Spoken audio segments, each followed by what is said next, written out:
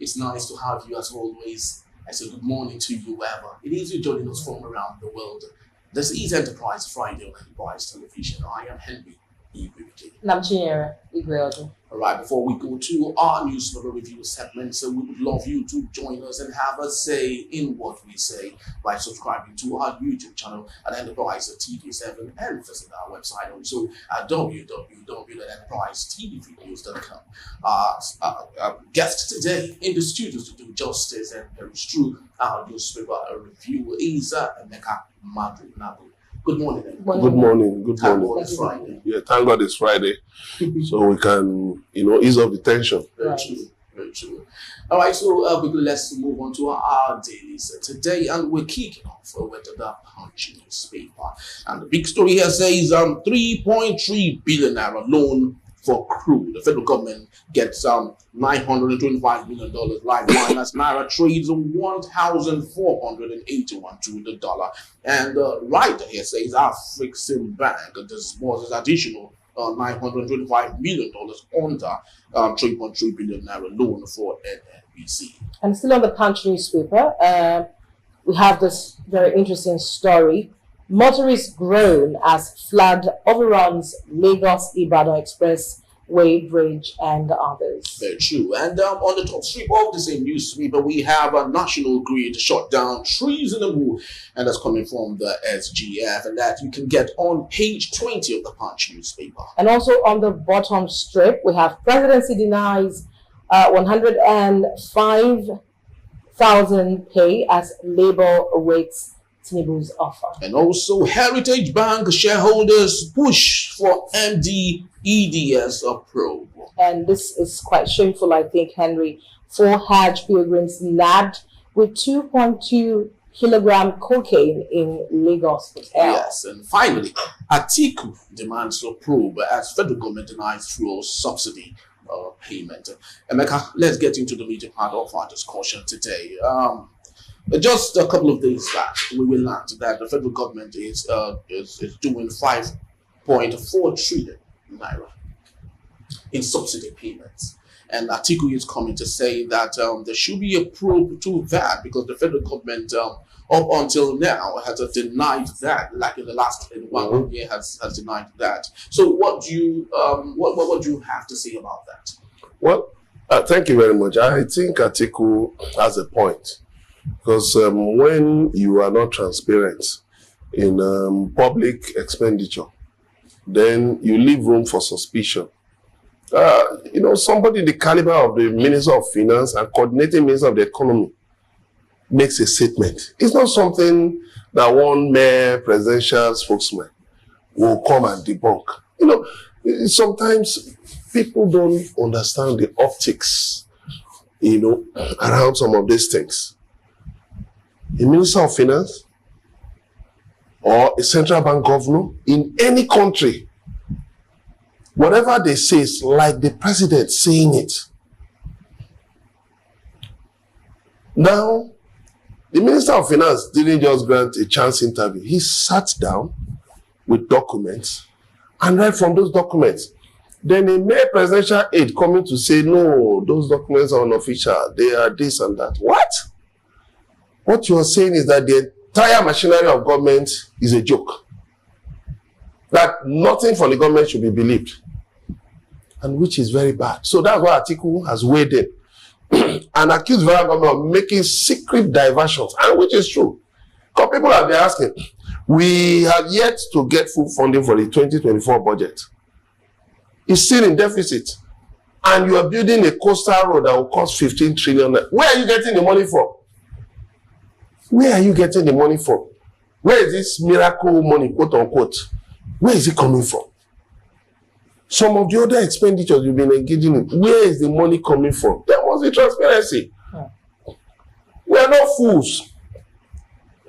Within a few hours, the spokesman, the media aide to the president, Bayo Onanuga, denied 2 things that emanated from the federal government of the Federal Republic of Nigeria. That's an embarrassment. First of all, he said that the information given by the Minister of Finance was false. Within a few hours, Another information emanated from a news medium owned by an aide to the president. As a matter of fact, a special assistant to the president on media. And Mr. Onanuga also denied it. So what kind of government are we running? We have to ask ourselves a question. What kind of government are we running? The president came out some months ago and made a declaration. Not long after, a foreign country debunked it. A company debunked it. So you just wonder if these people think that Nigerians are not intelligent. The world has gone beyond just, trying to hide behind a finger. People are making investigations, and I must tell you that everything that the finance minister said is true. All right. Emeka, while the issue of fuel subsidy may begin to sound like a broken record as far as I'm concerned. It's not a broken record. Okay. Because it affects you, it affects me. Right. It goes right to your cooking pot on top of your gas cooker. It goes right, the subsidy goes right into it, determines what enters into it. So we'll keep talking about it until one day, somehow, we'll resolve that matter. Hopefully. So let's hope for that one day. But I'd love for you to speak to the incongruence that we see play out in the presidency. I like that you talked about Bayo Onanuga debunking what the minister said. Now, a couple of weeks ago, we saw that the presidential spokesperson, Ajurin Gelale, made a statement, and then Bayo came and debunked it. You mean Bayo made a statement? Bayo made a statement. Ajurin Gelale debunked it. It appears like this government is losing its anchor on reality. What the hell is really going on? Well, what is really going on is the same thing that plagued the Jonathan government, the same thing that plagued the Buhari government, the same disease has jumped into the Tinubu government. And that is a lack of a strategic communications template. Anybody just says anything. There is no coordination, nothing, no line of reporting. So it appears there are camps in this presidency. So it depends on, this camp pushes the interest and the other camp looks at it, no, it's going to jeopardize. And then they push, the other camp goes to say, no, it's fake news. This dissonance is a complete disgrace to this government. It's so embarrassing that officials of the same government can actually be saying that what their colleagues put out there is fake news. These people don't know the gravity of these things. Investors, foreign investors, they sit down and they look at these things, they weigh these things. They have a template for judging where to put money into. We just had the case of Total Energies. $6 billion that went to Angola. Simply because government has not come out to say, this is where we are on the Petroleum Industry Act. And then $6 billion that could have come to Nigeria as of rights, being, of course, by virtue of a number of things, size of our economy and all of that, went to a much smaller nation, Angola.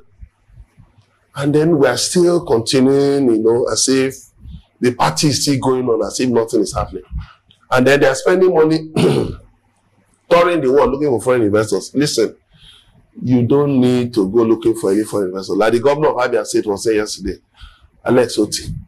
He was saying, look, do the right thing, clear refuse from the road, put infrastructure, let there be security, let there be light, let people engage in economic activities. Foreign investors are not stupid. They will watch, they will see news clips, they watch Enterprise TV and other stations, and then they hold meetings and do risk assessment. And they know where to go to. You don't need to go and beg them. They know where to go and put their money. Do you know? We talk about security in Nigeria, but people are investing in Iraq. People are investing in Iran. People are investing in Congo. In spite of the war going on, people are investing in Congo. People are investing in Sudan. Sudan is what on. People are investing in Sudan. Why? It's all about strategic interest. But are we pushing our strategic interest? No, instead, it has now, fake news has now got to the level of the presidency. Let's continue with the rigmarole. Very true. Right. All right, let's move on to our next paper. This is coming from the Vanguard newspaper. And also, the big story here says the minimum wage talks, the labor gets arrested as federal government plays waiting game. And on the top script, we have Rivers Ijo to INC. Wike gave more federal appointments to Ijos. Very true. And also, on terrorism, review strategies of security agencies, Senate tells Tinubu. And also, we have police detained another journalist, Precious Eze, over a report on Lagos-based businessman. And also, and still on the top strip of the same newspaper, Heritage Bank customers account losses wait anxiously for NDIC. Okay. And also, finally, we have reps move to create new state in Southeast as bill passes first reading. Emeka, is it coming too late? Where and when? Of course, we know Delta State. There's a popular talk about that Delta State came about as, result of pillow talk, between the powers that were then. That's why you had Delta State with the capital in Asaba, which is not in the Niger Delta. All right. Then a number of other states, things came up, along the line, the way states were created. There was, serious agitation. For instance, Akwa Ibom State, serious agitation. They wanted to leave Cross River. You go on to some other places, Anambra wanted to, they didn't want that dominance by the people they call the Wawa people, the Enugu people. That's why they kept shouting. And personalities were able to get the military to create Anambra State. And Ekiti State too. You had a powerful figure like Chief Afe Babalola and some other powerful people there, Now, a 6th state in the southeast, well, it is good. It's necessary for balancing. It's just that the northwest has 7 states. Southwest has 6 states. And all like that. It's only the southeast that has 5 states. And for sake of geopolitical balancing, it's necessary. But it must be based on hard facts. Sentiments don't run an economy. Sentiments don't put food on the table. There must be a 6 state for the southeast. Good and fine. But we must go down to ask ourselves, how do we fund this state? Now, people will tell you, no, what do you mean? How many states in Nigeria are viable? After all, they get federal allocation. So the state will get federal allocation. Along the line, they will work out IGR. Nigeria, emotions, when emotions get in the way, the argument is lost. So while I welcome it, but I will not lose sight of the fact that there must be concrete things on the ground. You must have, that proposal must stand on 4 legs completely. So that you don't just create another drain pipe, another cost center that's not bringing in 1 kobo to the economy. Realistically. Otherwise, you see, since Abia State was created, I was in Aba the day Abia State was created. I was in Aba, was it 91 or 92? I think it was 91, yes. I was in Aba the day Abia State was created. And there was a joke that day that I was in my in-laws' house, when the military administrator was posted there, and he received some prominent people in the state. And my in-law was saying, look at the table, the center table in the governor's military administrator's office. That even the center table in my living room is better than that one. We just made it was a joke. But the issue is this: how has Abia State fared since then? It's the coming of Alex Oti. The coming of Alex Oti that people are saying, oh, now we know that Abia State, a state called Abia, has been created. So we must remove facts from sentiment, from emotion. In all these state creations, it's good. You can create 1,000 states. But what I prefer is this. Let the states be real self-federated. Let them generate their revenue. Yes. Let them generate their revenue. All this feeding bottle federalism will not take us anywhere. Every month, people who fly to Abuja go and collect a check, say it's for allocation from federation account, and then go back. Governors will convert it into dollars and keep it beside their, by the side of their beds, and be spending it the way they like. While poverty continues to move in leaps and bounds, we must not take state creation as a dash. It's not a dash. It must be based on hard facts. Very true. Let's quickly move on to our last daily for today. It is coming from the Guardian newspaper, and we have the big story here: poverty amid plenty. The growing nation of destitute as homeless kids evade Abuja and the southwest of Nigeria. And we also have here on The Guardian, Tinubu's government under pressure to refuse continuance of gone fuel subsidy. Very true. And obedient movement belongs to no political party, Obi tells the Labour. Also, we have again, FG fails to agree with Labour on new minimum wage. And also we have a tougher decision ahead to reshape economy, and that's coming from our federal government. And this is looking like good news, Henry. Troops foil oil theft worth 9 billion naira, destroyed 3.05 dugout pits in 1 year. All right. Emeka Amadunagu, this is a big story. The Labour Party presidential candidate at the last election is telling the Labour Party that obedient movement belongs to no political party. Do we see a transition of Peter Obi to a possible party we're yet to know? No. Peter Obi has said he's not going anywhere. That he's open to alliances. That was what he said when he was in Abga. No. You see, let's not join the rabble of poorly educated characters who just go about, paid, cyber errand boys and girls just twisting facts. No. Peter Obi, before he moved from Abga to PDP, he said, look, there's a difference between a platform for councillorship, platform for local government, platform for state government, and platform at the federal level. And which is true, that Abga cannot take us to the federal level. He was very clear about it. So, that we needed to build to draw a bigger circle. Didn't Tinubu do it? Why didn't he run for president on the platform of AD? I remember all the meetings they had, all the discussions they had. Yes, all the discussions they had about moving from AD, moving to AC, moving to ACN, then eventually why they set up APC. I'm aware of all the alliances.